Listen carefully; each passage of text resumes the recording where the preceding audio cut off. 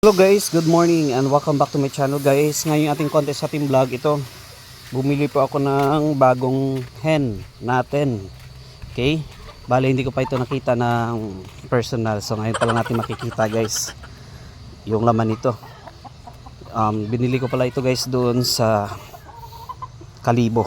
Okay? So ngayon, i-check natin kung ano yung itsura ng manok na ito.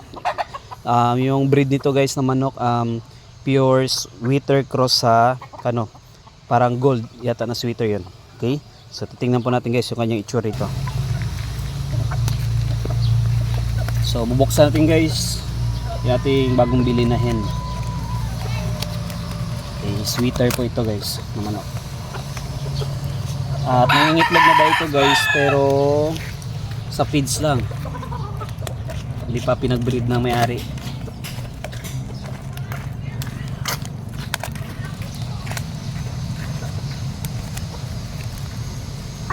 So ito guys yung kanyang itsura. Wow! Yan.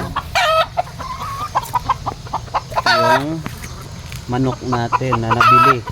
Sweater, pure sweater po cross sa gold na sweater. Yan po, itsura. Yan. So i-check muna natin guys. Baka mayroong mga damages. At mayroon pala ito guys na lagyan ng may band na wing band, meron palang wing band nakalagay rito, Salpukan New Gen 2, New Generation 2 Salpukan. Ngayon ko lang nakita guys, meron pala itong wing band. Okay, hindi kasi sinabi ito ng binilan ko, may wing band pala. Okay, so ito yung kanyang itsura. So sa tingin nyo guys, quality ba ito or okay ba ito na materials para pang breed natin sa susunod? Okay, so ito po yung kanyang itsura. So yun lang guys, ating contest sa ating vlog, and thank you guys for watching.